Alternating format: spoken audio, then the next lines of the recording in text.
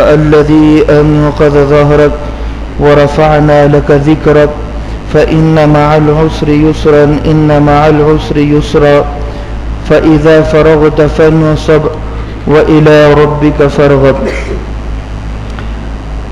قال النبي صلی اللہ علیہ وسلم انما بعثت معلما او كما قال علیہ الصلاۃ والسلام.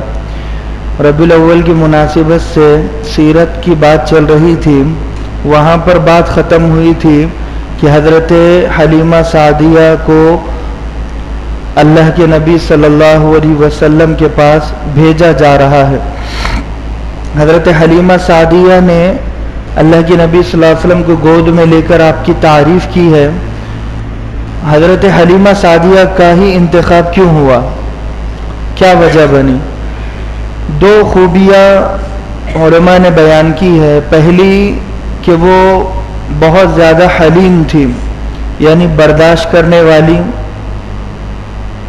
ایسی ماں اگر ہو کہ جو غصے والی ہو تو وہ بچے کو بات بات پر مارے گی، ڈانٹے گی. تو ظاہر سی بات ہے کہ یہ اللہ کے نبی صلی اللہ علیہ وسلم کی پرورش کا معاملہ تھا.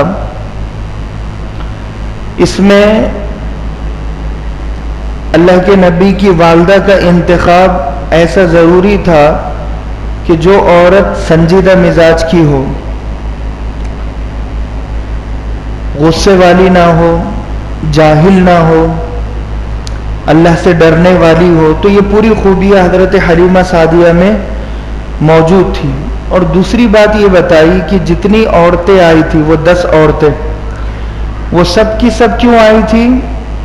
مخلوق کی جیب پر ان کی نظر تھی. یعنی مالداروں کے بچے تھے، ان بچوں کو وہ گھر پر لے کر گئی. اور یہ جو بچے تھے یہ یتیم تھے اور غریب تھے. تو اس بچے کو اگر میں لے کر جاؤں تو زیادہ فائدہ نہیں ہوگا. یہ سوچ کر 9 عورتوں نے اللہ کے نبی کو دودھ پلانے کے لیے چنا نہیں ہے. جو یہ 10ویں تھی حضرت حلیمہ سعدیہ، انہوں نے چنا. تو ان کی نظر اللہ کی ذات پر تھی، مخلوق پر نظر نہیں تھی. تو اللہ نے بتایا کہ جو ہم پر یقین رکھتا ہے وہ خاتم النبیین والمرسلین کو گھر پر لے کر جاتا ہے، اور جو مخلوق پر نظر رکھتا ہے تو وہ عام بچوں کو اپنے گھر پر لے کر جاتا ہے. آج تک حلیمہ سعدیہ کا نام تا قیامت سیرت کی کتابوں میں محفوظ ہے، لیکن وہ جو 9 عورتیں آئی تھی ان کا نام کوئی جانتا نہیں ہے. تو ہماری نیت بھی بالکل صاف ہو تو اللہ کے فیصلے بھی ویسے ہوتے ہیں. تو یہ 2 حکمتیں حضرت حلیمہ سعدیہ کو چنا. جب رخصت ہو رہی تھی، یعنی بچے کو لے کر جا رہی تھی، تو حضرت آمنہ رونے لگی، کیونکہ اتنے حالات کا شکار یہ بچہ بھی ہو چکا تھا اور خود وہ بھی ہو چکی تھی، اور وہ بالکل اکیلی پڑ چکی تھی. شوہر کا بھی انتقال ہو چکا تھا. تو بچے سے بڑی محبت تھی.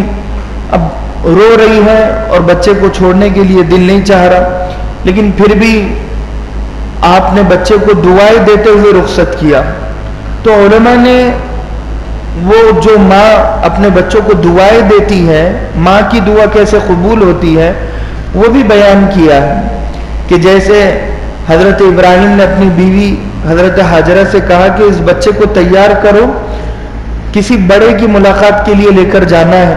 انہوں نے نہلایا اور بچے کو خوشبو لگائی، کپڑے پہنائے اور دعائیں دیتی ہوئی رخصت کر دیا.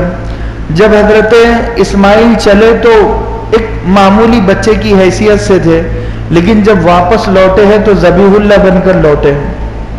تو یہ ایک بہت بڑی بات ہے کہ ماں کی دعا ایسی اثر لاتی ہے کہ انسان سوچ نہیں سکتا. دوسرا واقعہ، حضرت موسیٰ علیہ السلام کی والدہ کو حکم ہوا کہ آپ اپنے بچے کو دریا میں چھوڑ دو، اور یہ دریا اسے لے کر جائے گا فرعون کے پاس. اب فرعون بچوں کو قتل کر رہا تھا، کیونکہ اسے پتہ چل گیا تھا کہ ایک بچہ میری پوری سلطنت کو ختم کر دے گا. تو اس ڈر سے وہ ہر بچے کو ذبح کر رہا تھا. تو یہ ماں کی آزمائش. ماں سے کہا جا رہا ہے دریا میں چھوڑو, صندوق میں بند کرو, بکسے میں بند کرو, اور یہ بچہ بھی ملے گا تو فرعون کو. اب کون سی ماں اتنے ایمان اور یقین والی کہ جس سے میں بچا رہی ہوں اسی سے یہ بچہ جب ملنے والا ہے تو پھر میں کیوں اسے دریا میں چھوڑوں. لیکن پھر بھی اللہ تبارک و تعالیٰ کا حکم تھا, پورا کیا, بچے کو دریا میں چھوڑا, بکسے میں بند کیا, صندوق میں بند کیا, کہ جہاں زندگی کے کوئی اسباب نظر نہیں آ رہے تھے. صندوق میں سوراخ تھا, ایسا معاملہ نہیں تھا, بالکل پیک. تو جب پیک ہے تو پھر سانس کیسے بچہ لے گا, یہ بھی ایک مسئلہ ہے. لیکن ہر سوال کا جواب اللہ نے نہیں دیا وہاں پر.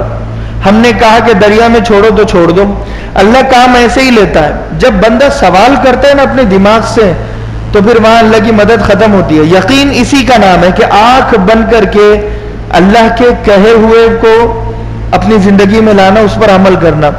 تو چھوڑ دیا اور وہ فرعون کو جا کر بچہ ملا. تو ماں دعائیں دیتی ہوئی بچے کو صندوق میں آپ نے رکھا اور رخصت کی. تو ایک معمولی بچے تھے آپ, لیکن جب لوٹے ہیں تو کلیم اللہ بن کر لوٹے ہیں. تو یہ ماں کی دعاؤں کا نتیجہ ہے کہ فرعون کے ہاتھ میں ہے, لیکن فرعون کے دل میں اللہ نے محبت ڈالی, ماں کی دعاؤں کے طفیل. اور وہی فرعون جو قاتل تھا آج وہ بچے کو پسند کر رہا ہے, اس کی بیوی بچے کو پسند کر رہی ہے.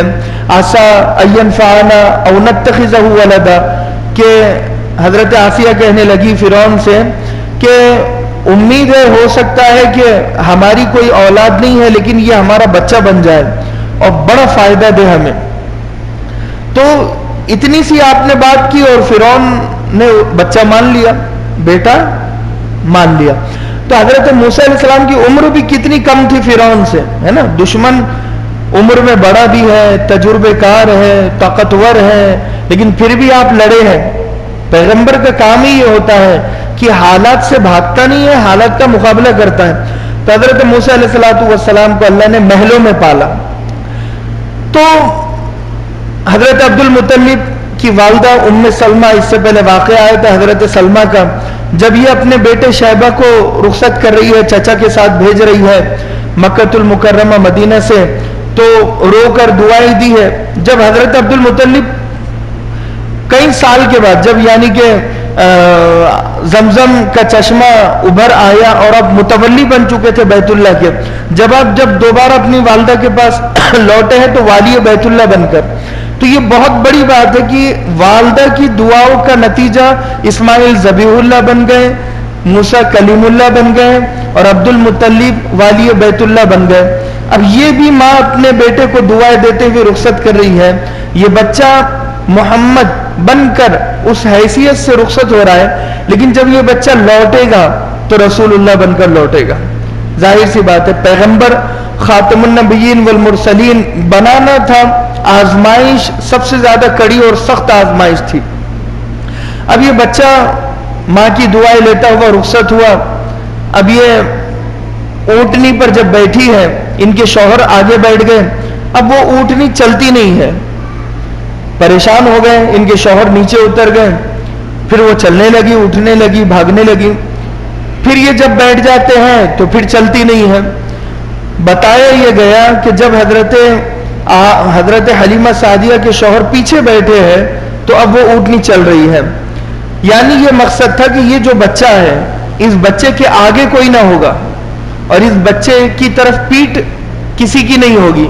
یعنی جب ہم ٹو ویلر چلاتے ہیں تو چلانے والا تو آگے ہوتا ہے, جو پیچھے بیٹھتا ہے اس کے پیچھے پیٹھ ہوتی ہے جیسے چلانے والی, یہ ہماری پیٹھ پیچھے والے کو ہوگی.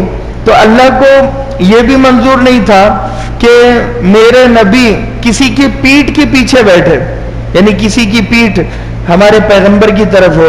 جیسے حضرت حلیمہ سعدیہ کے شوہر آگے بیٹھے اور پیچھے حضرت آمنہ بیٹھی ہوئی تھی اللہ کے نبی کو گود میں لے کر, تو یہ منظور نہیں تھا. تو حضرت حلیمہ سعدیہ کے خاوند اور شوہر پیچھے گئے ہیں اور یہ آگے بیٹھی ہے بچے کو ایسے لے کر. تو گویا بچہ سب سے آگے ہے, آپ کو مقدمہ بنایا ہے. تو یہ بچہ ہمیشہ آگے رہے گا، ہر کوئی اس کے پیچھے رہے گا. تو یہ اللہ کے نبی صلی اللہ علیہ وسلم کی شان بیان کی ہے کہ اونٹنی چل نہیں رہی، حالانکہ بچے ہیں. جب چلی ہے تو اونٹنی لاغر اور کمزور تھی، یعنی ہڈیوں میں جان نہیں تھی، گوشت کا تو نام و نشان نہیں تھا، کیونکہ دبلی پتلی اونٹنی تھی اور دبلی پتلی گدھی تھی جس کے اوپر سامان رکھا ہوا تھا. دونوں بھی کمزور تھے. لیکن جیسے ہی اللہ کے نبی بیٹھے ہیں تو وہ پوری اونٹنی طاقتور بن گئی، اس میں گوشت بھر گیا اور وہ بھاگنے لگی، اور وہ سہیلیوں سے مل گئی جو سہیلیاں آگے جا رہی تھی، یعنی 9 سہیلیاں جو کئی وقت پہلے نکل چکی تھی. اور یہ ان سہیلیوں سے جا کر جب ملی ہے تو وہ سہیلیاں کہنے لگی کہ آمنہ، یہ حلیمہ کیا بات ہے کہ تم نے سواری تو نہیں بدل دی؟ حضرت حلیمہ سعدیہ کہنے لگی سواری تو نہیں بدلی، سوار بدل گیا. اس کی برکت سے میری اونٹنی تیز ترار دوڑ رہی ہے. اب یہ جلدی سے وہ 9 سہیلیوں کو پیچھے کرتے ہوئے اپنے گھر پر جب پہنچ گئی تو وہاں جو بکریاں بندھی ہوئی تھی وہ بھی لاغر اور کمزور تھی.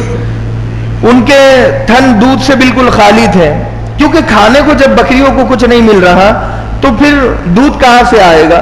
لیکن جیسے ہی اللہ کے نبی صلی اللہ علیہ وسلم پہنچے ہیں تو بکریوں کے تھن دودھ سے بھر گئے اور وافر، اور وہ بالکل مطلب کہ فربا بن چکی تھی اور اس میں گوشت بھر چکا تھا، صحت یاب بکریاں ہو چکی تھی. اور سارے برتن اب یہ دودھ نکال رہے ہیں، دودھ نکال کر گھر کے سارے برتن بھر گئے. اللہ کے نبی صلی اللہ علیہ وسلم کی برکت کہ آپ اس گھر میں آپ نے قدم رکھا.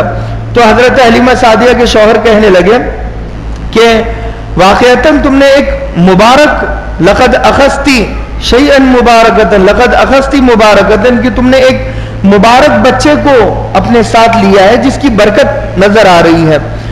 سوال یہ پیدا ہوتا ہے کہ جب حضرت یوسف شاہی محل میں بڑے ہو سکتے ہیں عزیز مصر کے، اور حضرت موسیٰ علیہ السلام، تو پھر اللہ کے نبی صلی اللہ علیہ وسلم کو ایسے غریب گھر میں کیوں بڑا کیا؟